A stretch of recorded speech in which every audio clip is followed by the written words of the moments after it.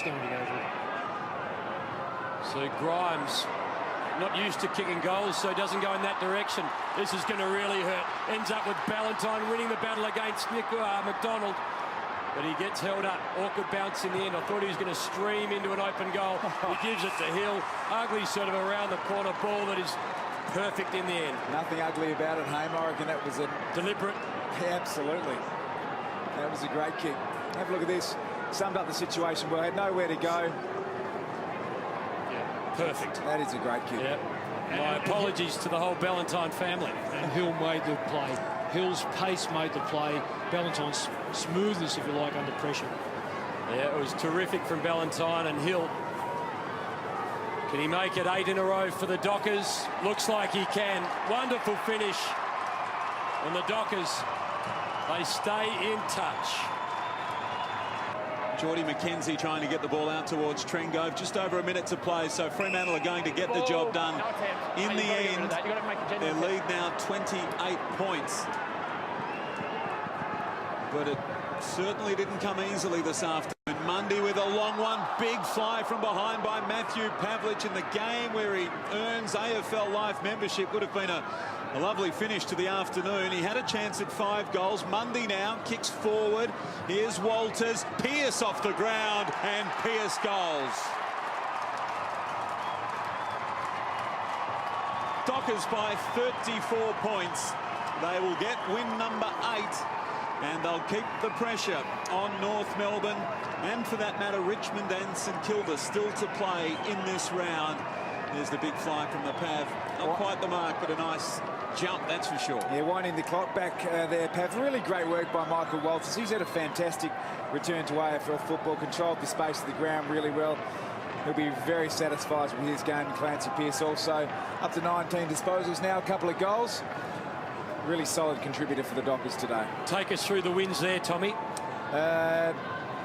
Struggled in the last 2, win their first 2.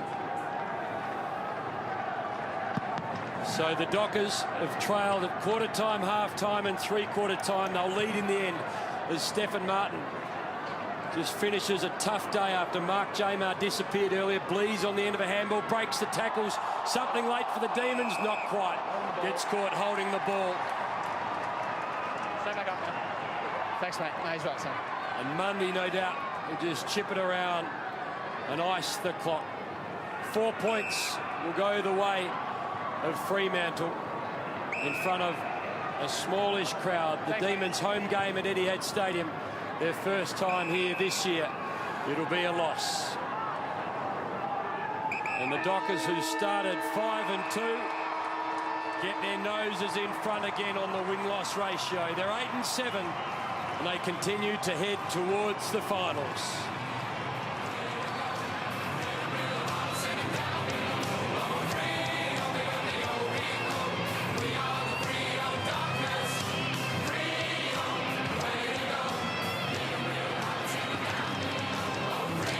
Let's go down to Kirky. He's with Matthew Pavlich. They've had to really work for it today. Did you feel that out there?